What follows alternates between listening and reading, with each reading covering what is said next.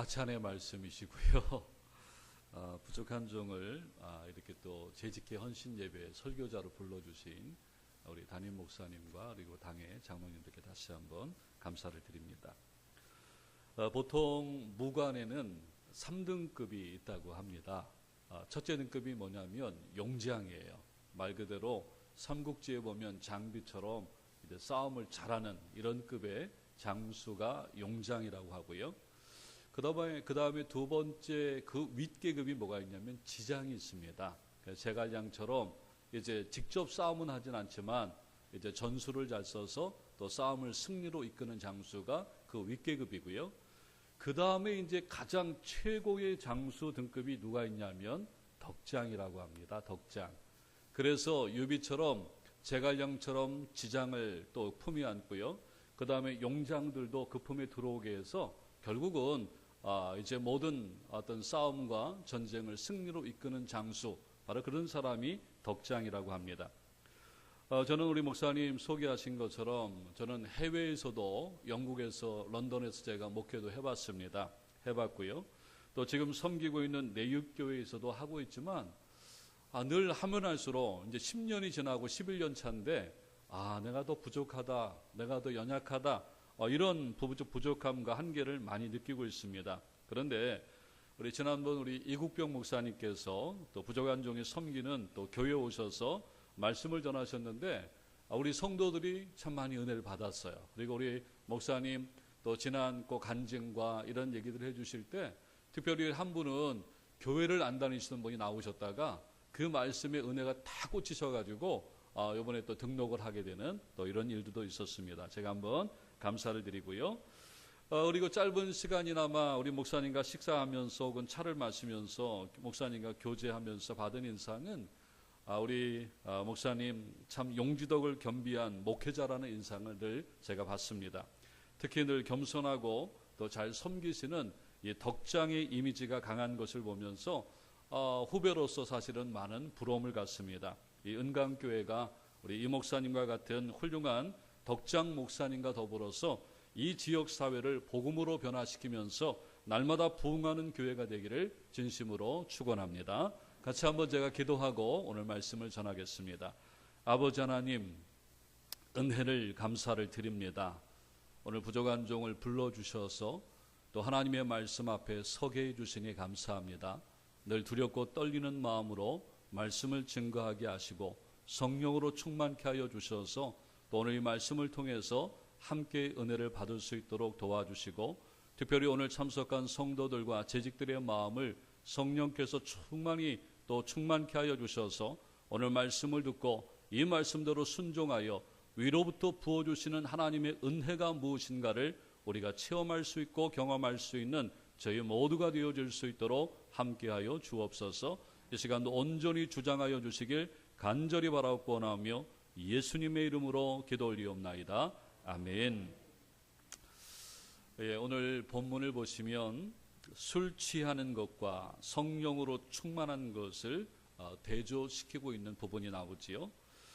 사실 우리가 읽지는 않았지만 4장 22절을 보시면 너희는 유혹의 욕심을 따라 썩어져가는 구습을 따르는 옛사람을 벗어버리고 오직 심령이 새롭게 되어 하나님을 따라 의와 진리의 거룩함으로 지으심을 받은 새 사람을 입으라 말씀하시면서 옛사람과 새 사람을 대조시키고 있는 모습을 볼 수 있습니다.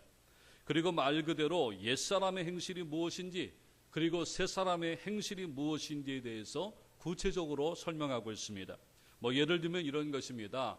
에베소 4장 30절에 보면은 모든 악동, 노함, 분냄, 떠드는 것, 비방하는 것, 이런 등등의 것이 옛사람의 행실이라는 것이고요.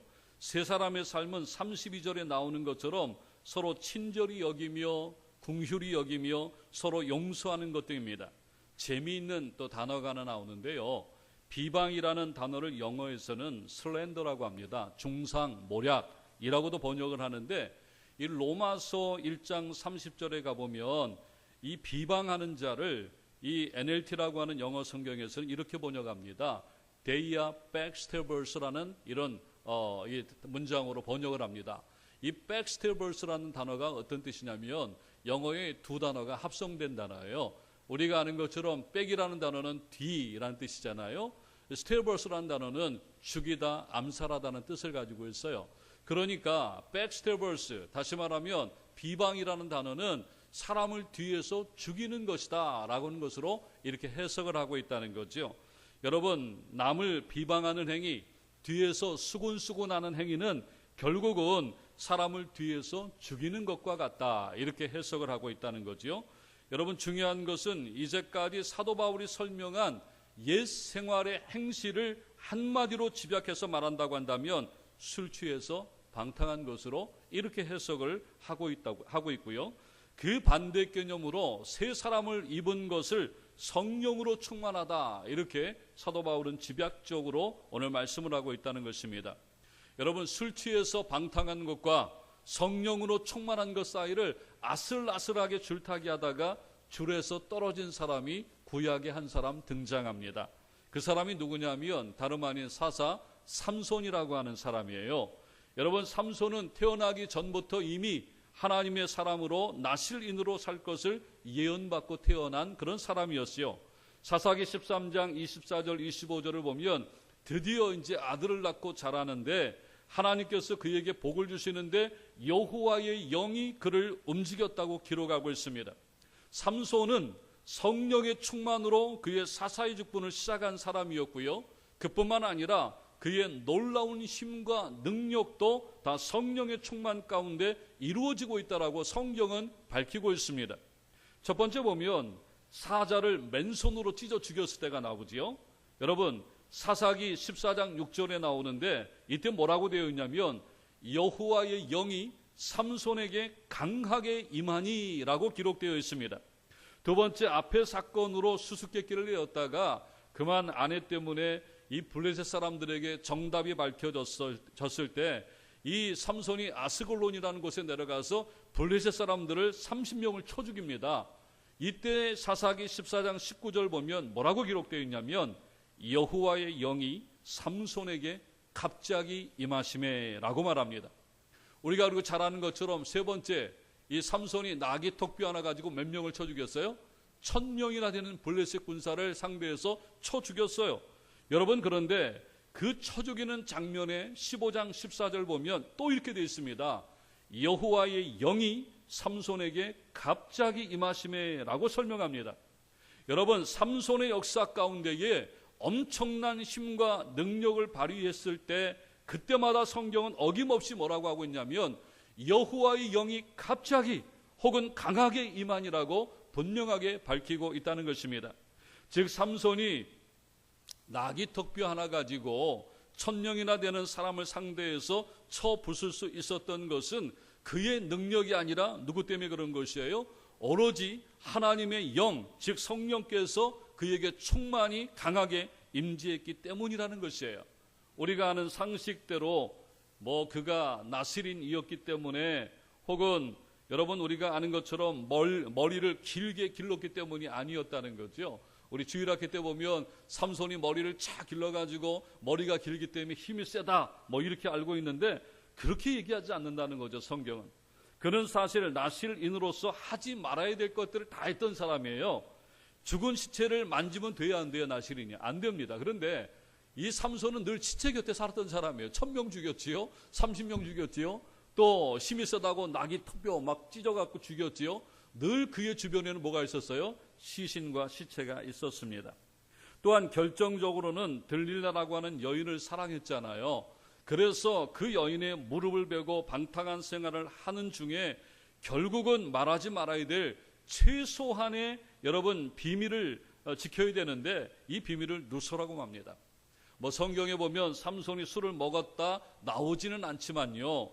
적어도 돈 때문에 자기를 사랑하는 사람을 이제 팔 정도의 여인이라면 이 여인이 정상적인 여인이었겠어요?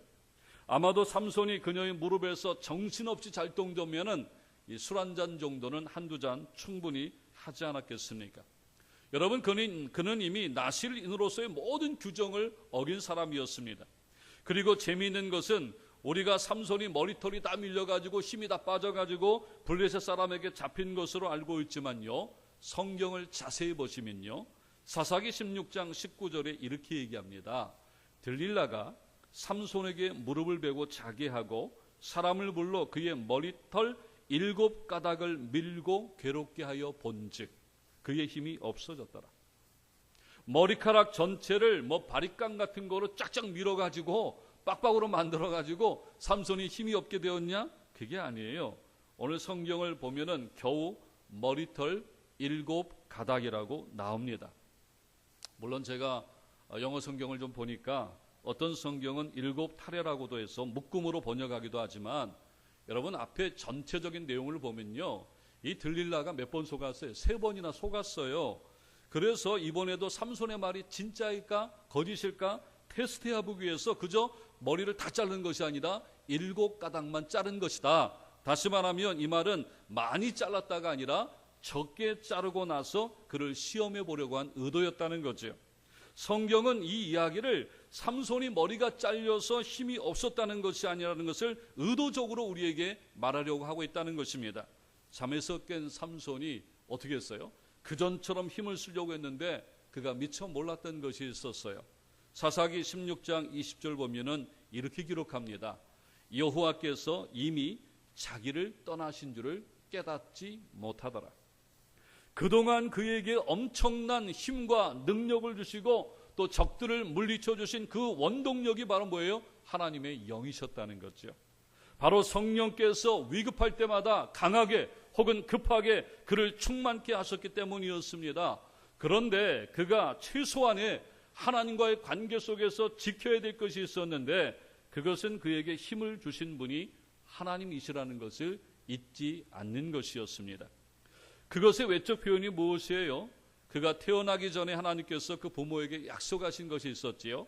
나실인으로서 머리에 삭도를 대지 않는 것.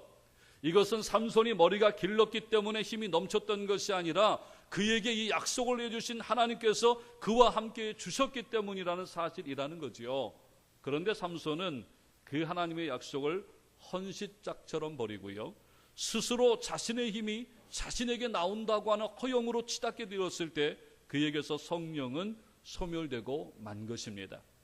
오늘 예배를 드리는 사랑하는 성도 여러분, 헌신을 다짐하시는 우리 재직 여러분, 제가 삼손만을 예를 들었지만 하나님께서 사용하시는 위대한 인물들을 여러분 한번 성경 가운데서 찾아보세요. 하나님의 영이 그들에게 임한 것을 볼 수 있습니다.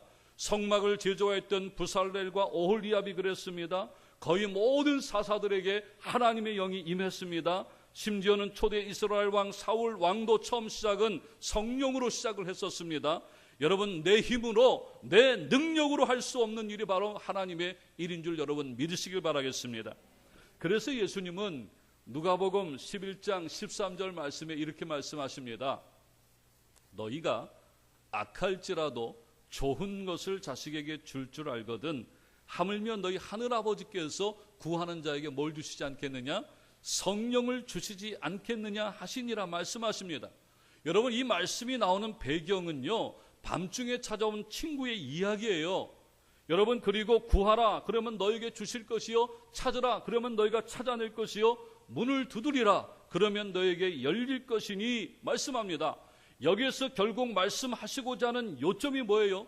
밤중에 찾아온 친구에게 벗됨을 인하여서는 아닐지라도 하도 강청하였기에 주었듯이 우리가 구하고 찾으며 두드리면, 즉 열심히 하나님께 기도하면 하나님께서 가장 좋은 것을 주시는데 그것이 바로 무엇이라는 거예요? 성령이라는 것입니다. 성령. 우리 기도의 최종 목적은요, 바로 성령에 있음을 말씀하고 있다는 거지요. 사랑하는 재직 여러분, 복음서에 나타난 제자들의 무기력한 모습이 사도행전 가면은요, 엄청난 능력 있는 모습으로 바뀌게 된 것을 여러분 무엇으로 설명할 수 있겠습니까? 주님의 부활을 목격하고 몇 날이 못 되어서 성령을 받으리니 기다리라는 말씀대로 마가의 다락방에서 그들이 모여서 기도할 때 성령이 그들에게 임했기 때문이었습니다. 여러분, 우리가 베드로를 생각해 볼 수 있는데 베드로가 어떤 사람이었어요? 예수님께서 잡히시던 날 밤에 그저 계집종의 말이 두려워서 예수님을 3번이나 부인했던, 어떻게 보면 가론 유다보다 못한 그의 모습을 그는 가지고 있었습니다. 그러나 사도행전 4장을 보면은 관리들과 장로들과 서기관들, 그리고 대제사장 안나스와 가야바와 요한과 알렉산더 및 대제사장의 문둥이, 여러분 문중이 다 모여서 서슬이 시퍼렇게 서 있는 앞에서 이 사도 베드로가 뭐라고 외칩니까? 너희가 십자가에 못 박아 죽인 나사렛 예수 그리스도 외에는 천하 사람의 구원을 받을 만한 다른 이름을 우리에게 주신 일이 없다라고 담대하게 증언하고 있는 모습을 볼 수 있다는 거지요.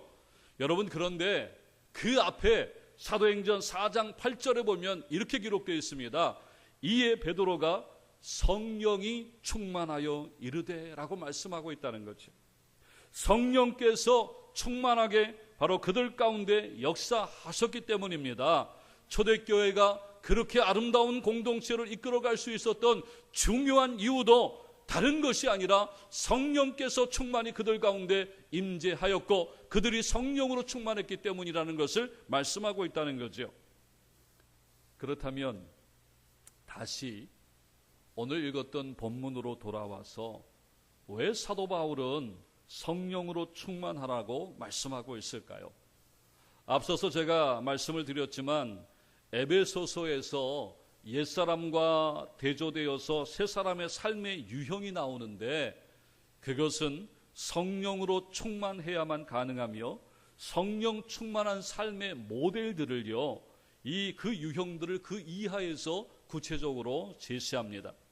5장 22절 이하를 보면은 여러분, 우리가 살아가면서 필연적으로 관계를 맺고 살아가는 여러 유형들이 나오지요. 그 첫 번째가 부부관계입니다. 두 번째가 부모와 자식 간의 관계가 나오지요. 세 번째가 종과 상전이지만 오늘 말로 하면 노사관계라 보는 것도 좋겠습니다. 다 설명드리자면 이것만 가지고도 하루 종일 해도 모자라기 때문에 한 가지만 들어서 간단하게 말씀을 드리겠습니다. 예를 들면은 부부관계 속에서 사도 바울이 권면하는 게 뭐예요? 아내에게는 뭘 요구하고 있습니까? 복종을 요구합니다. 순종이 아니라 복종이에요. 그런데 어떻게 복종하라고 얘기하냐면 주님께 하듯 복종하라고 얘기합니다. 아주 친절하게 남편의 머리됨이 그리스도께서 교회의 머리됨과 같은처럼 교회가 그리스도께 하듯 아내는 남편에게 복종하라는 것입니다. 아마 사지백체가 멀쩡하신 분들이라면 쉽게 이해할 수 있을 것입니다. 머리에서 팔에게요, 앞에 있는, 이제 목이 마르니까 앞에 있는 컵을 들어서 물을 마시라 하면 어떻게 해요? 팔은 즉각적으로 이 물을 들어서 제 입으로 가져와서, 죄송합니다, 물을 마십니다. 여러분, 이게 안 되면요, 지금 빨리 병원에 가보셔야 돼요. 명령 체계가 안 되면요. 여러분, 이 말은 무슨 얘기냐면 남편의 명령이 떨어지기 무섭게 바로 복종하라는 거예요. 오늘 남편분들 잘 오신 것 같아요. 여기에 다른 설명이 없어요. 그냥 남편에게 복종하라는 것입니다. 여성분들 중에서 좀 한숨을 쉬시는 분들도 있는 것 같은데요. 근데요, 남편분들이요, 신나는 것은 잠깐입니다. 그 뒤에 남편에게 주시는 말씀을 보시면 더 가혹한데 아내를 사랑하랍니다. 그런데 단서가 붙습니다. 그리스도께서 교회를 사랑하시고, 여기까지는 좀 괜찮아요. 그런데 뒤에 가보면 그 교회를 위하여 자신을 주심같이 하라 말씀하고 있어요. 즉 주님께서 우리를 위해서 십자가에서 자신을 희생하여 내어준 것처럼 자신을 희생하면서 자기의 생명을 걸고 누구를 사랑하라는 거예요? 아내를 사랑하라는 것입니다. 우리 남편분들 쉽지요? 어떻습니까? 그렇게 하실 수 있겠습니까?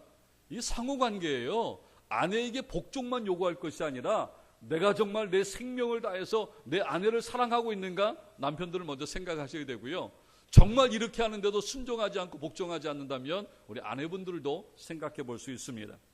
사랑하는 여러분, 절대적인 복종, 절대적인 사랑, 여러분 이것이 쉽습니까? 어렵습니까? 한번 솔직하게 한번 말해보세요. 쉬워요? 어려워요? 어려우시구나. 어렵지요. 이거는 정말 결혼 전에 눈이 멀어서 죽자고 살아갈 때 조금 가능한 것이지 이것이 지속되기가 쉽습니까? 어렵습니까? 어려워요. 우리의 죄된 본성이요, 이것을 지속시켜 나가지 못하게 합니다. 그러니까 결혼 전에는 하늘의 별과 달을 따달래도 남편들이 막 따줄 것처럼 뭐 벽돌에다 사다리 놓고 올라갈 것처럼 막 이렇게 쇼맨십 하더니 결혼하고 나니까 뭐가 바뀌었다 그래요? 사람이 바뀌었다고 이렇게 말합니다. 바뀐 것이 아니에요. 사실 원래 그런 사람이었습니다. 잠깐 눈이 멀었던지 맛이 갔던지 둘 중에 하나였던 거지요. 여러분, 우리의 죄된 본성으로는 이와 같은 부부관계, 정말 이와 같은 부부관계가 지속적으로 간다는 게 가능합니까?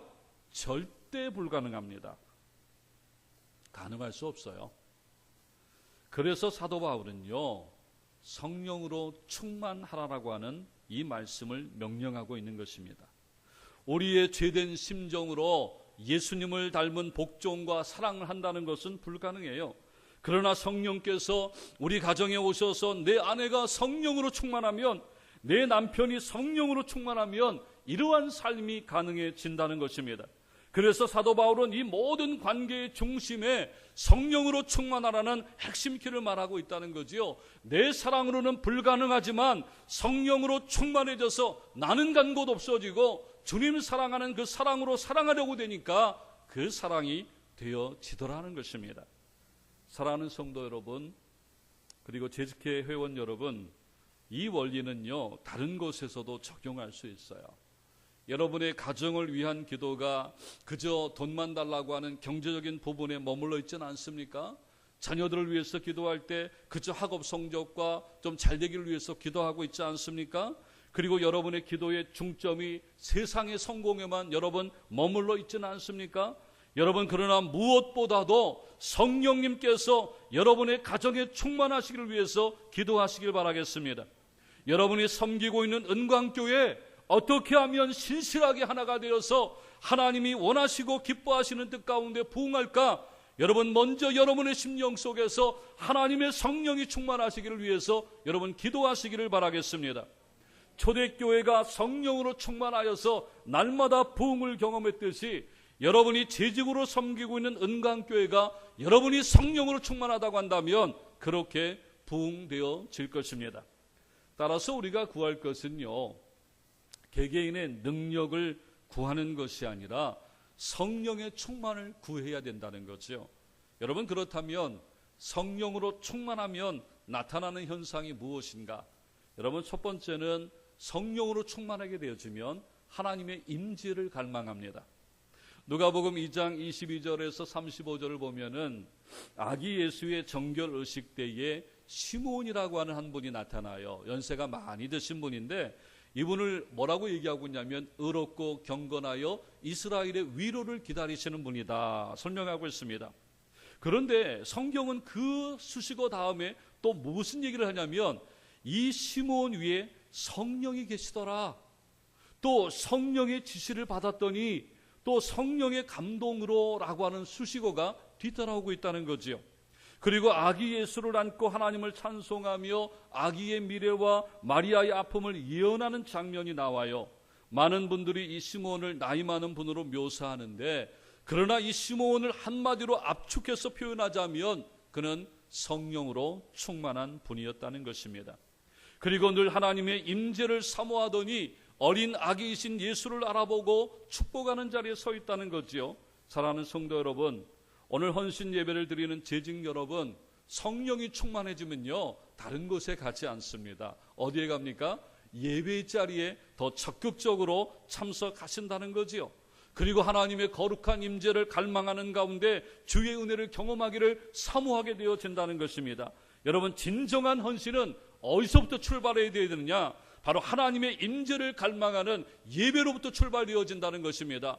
여러분, 성령으로 충만하시기를 주의 이름으로 축원합니다. 여러분, 성령으로 충만해지면 여러분들이 뭘 사모한다고요? 예배를 사모하고 하나님의 거룩한 임재를 사모하게 되어진다는 거지요. 두 번째 나타나는 것이 성령으로 충만해지면 기도입니다. 기도. 내가 잘한 것만 내세우던 젊은 날보다는 성령으로 충만해지면 늘 내가 하나님 앞에 부족한 것, 불충했던 것을 돌아보면서 하나님 앞에 절실한 마음으로 먼저 회개 기도합니다. 그리고 더 충성하겠습니다. 더 헌신하겠습니다. 하나님 힘과 은혜를 주옵소서 기도한다는 거지요.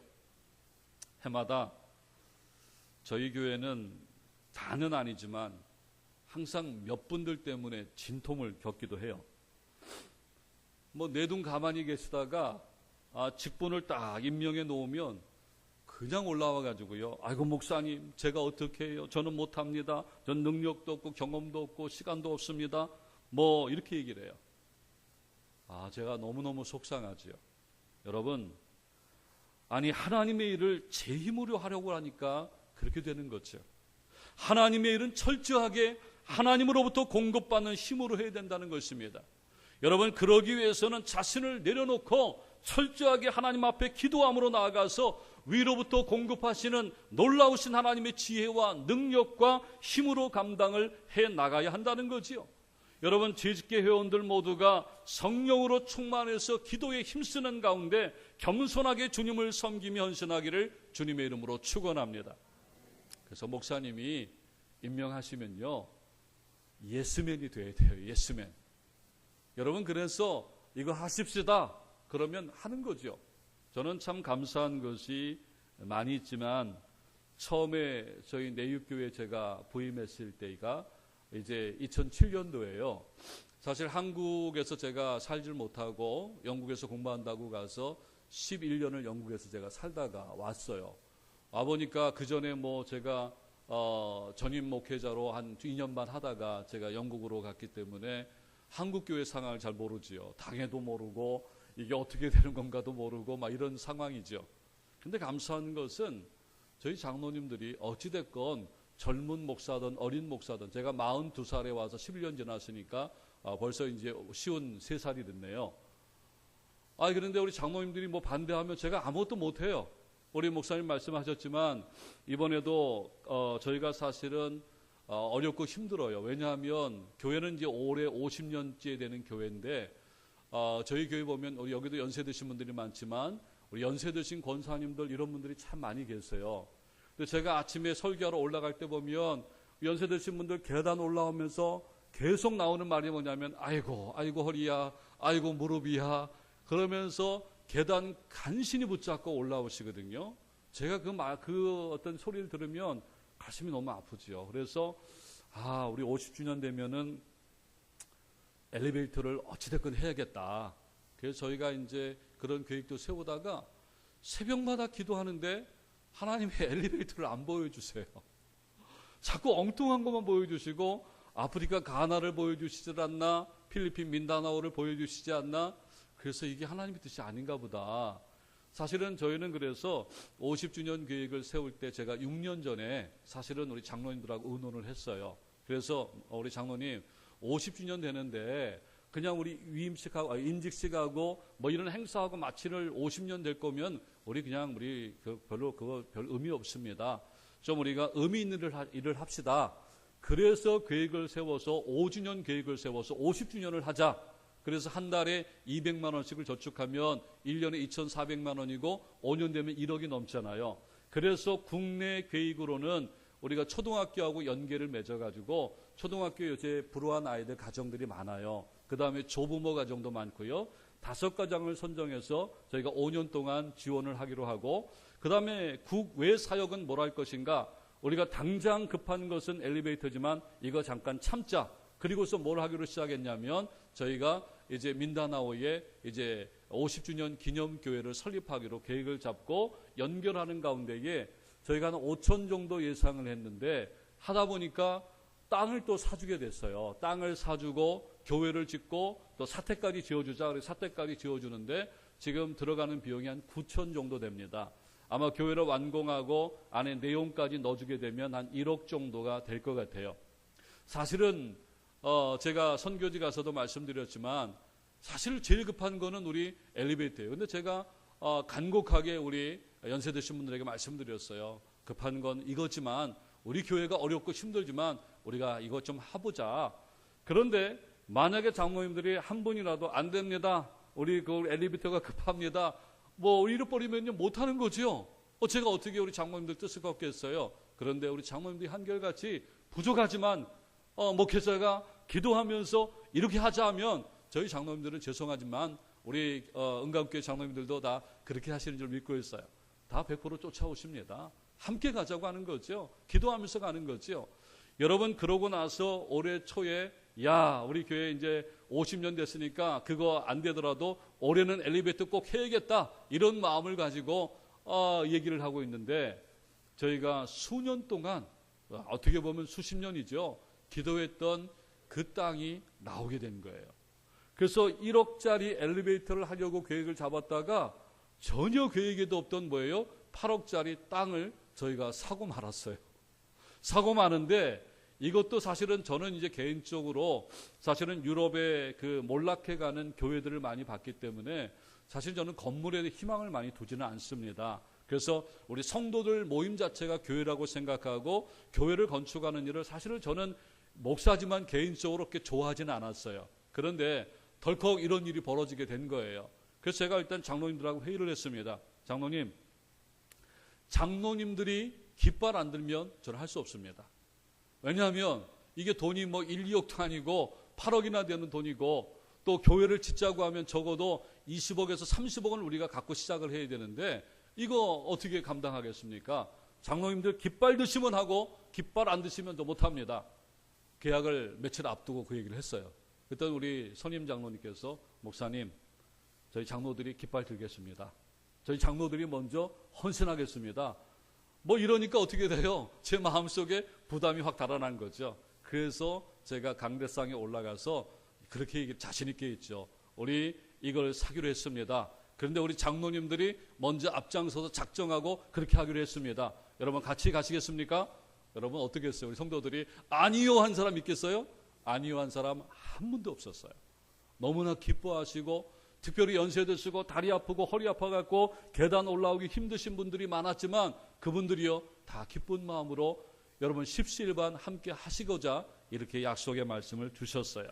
사랑하는 성도 여러분, 우리가 성령으로 충만해지면 여러분 예배를 열망하고요, 성령으로 충만해지면 내 모습은 간 곳 없이 사라지고 주께서 주시는 능력 가운데 주의 일을 감당할 수 있다라고 하는 것입니다. 마지막 한 가지는요, 성령으로 충만하면 말씀을 가까이 합니다. 영적 대각성을 이끌었던 조나단 에드워드는요, 그의 책 성령의 역사 분별 방법에서 성령의 역사의 표지를 5가지를 얘기합니다. 다시 말하면 성령으로 우리가 충만해지면 첫 번째는 예수님에 대한 올바른 신앙 고백을 한다는 거예요. 성령으로 충만해지면 다른 얘기를 하는 거 아니라 예수님이 나의 주님이구나 하는 걸 더 깊이 알아간다는 거죠. 두 번째는 죄에 대한 각성과 회개를 한다는 거죠. 성령으로 충만해지면 내 죄를 발견하게 되어지고 남의 허물을 보는 것이 아니라 내 어떤 그 모습을 바라보면서 철저하게 회개한다는 거죠. 세 번째는 성경에 대한 높은 관심을 갖는다는 것이고, 네 번째는 건전한 교회와 신학에 대해서 관심을 갖고요, 다섯 번째는 하나님과 사람에 대한 사랑을 우리가 경험하게 된다는 거죠. 저는 그 중에서도 세 번째로 성경에 대한 높은 관심이 우리의 주의를 끈다고 저는 생각합니다. 만약 누군가가 성령으로 충만하다면 그 내주하신 성령께서 그 사람을 어디로 이끌고 간다는 거예요? 하나님의 말씀의 자리로 그분을 이끌어 가신다는 거예요. 우리가 성령으로 충만하면 소위 말하는 신비주의 같은 이상한 데 관심을 기울이고 방언을 하는데 신경 쓰고 어떤 몸을 떼굴떼굴 굴리면서 하는 신비적인 현상이 아니라, 오히려 우리가 성령으로 충만해지면 어디에 집중한다는 거예요? 하나님의 말씀에 집중하게 되어진다는 것입니다. 강단에서 선포되어지는 말씀에 은혜가 충만해진다는 것이에요. 여러분, 말씀 보지 말라고 해도 말씀을 보려고 한다는 거지요. 그래서 여러분 성령으로 충만해져야 하는 것입니다. 사랑하는 우리 재직 여러분, 연세가 많으시다고요? 여러분 혹은 힘이 없으시다고요? 여러분 성령으로 충만하면 모세가 120세가 되었어도 그 눈이 흐리지 않았던 것처럼 갈렙이 80이 넘는 나이에도 이 산지를 내게 달라고 정복전쟁에 앞장섰던 것처럼 여러분 성령으로 충만해지면 여러분도 할 수가 있습니다. 오늘 헌신 예배를 드리는 우리 재직회원들과 우리 모든 성도님들이 헌신의 원동력이 되시는 성령으로 충만하시기를 주님의 이름으로 축원합니다. 그래서 진짜 하나님께서 기뻐하시는 일이 무엇인가를 깨닫고요, 기도와 말씀으로 무장하셔서 하나님께서 내게 주신 은혜에 감격하면서 충성을 다짐하고 기쁨으로 헌신을 다하시는 우리 재직회 회원들과 모든 성도님들 되시기를 주님의 이름으로 축원합니다. 같이 한번 기도하겠습니다. 이 시간 우리 한번 하나님 앞에 간절한 마음으로 기도하기를 원합니다. 하나님, 다른 것보다도 하나님 성령으로 우리를 충만하게 하여 주옵소서. 그래서 예배를 갈망하고 기도하며 우리가 겸손으로 나가게 하시고 하나님의 말씀으로 무장하여서 충만한 가운데 주님의 일을 감당하는 재직들 되게 하여 주옵소서. 우리 한 목소리로 한번 기도합니다. 아버지 하나님, 은혜를 감사를 드립니다. 이 시간 부족한 종이 또 이 시간 와서 하나님의 말씀을 증거하며 아버지 재직회 헌신 예배에 헌신의 원동력이 되시는 성령의 충만에 대해서 함께 말씀을 나누었습니다. 아버지 하나님, 무엇보다도 우리 은광교회 우리 목사님과 장로님들 우리 모든 재직들이 아버지 한 몸 한 뜻이 되어서 성령으로 충만한 가운데 주의 일들을 감당해 갈 수 있도록 주여 인도하여 주옵소서. 한 심령도 어김없이 하나님의 놀라우신 성령으로 충만케 해주셔서 모든 성도들이 예배를 갈망하며 기도하며 자신을 낮추며 하나님의 말씀 가운데 충만하게 되어지는 역사가 있게 하셔서 올 한해 성령 충만한 가운데 재직들의 수고와 헌신과 이들의 수고를 통하여 하나님의 나라가 확장되어지게 하시고 하나님의 역사가 나타나게 하시고 하나님 죽어가는 영혼이 살려가는 역사가 이 지역을 변화시키는 능력으로 나타날 수 있도록 주여 인도하여 주시옵소서. 하나님 역사하여 주시옵소서. 아버지 감사합니다. 이 시간 저희들 성령으로 충만하게 역사하여 주옵소서. 감사를 올려드리옵고 예수님의 이름으로 기도 올리옵나이다. 아멘.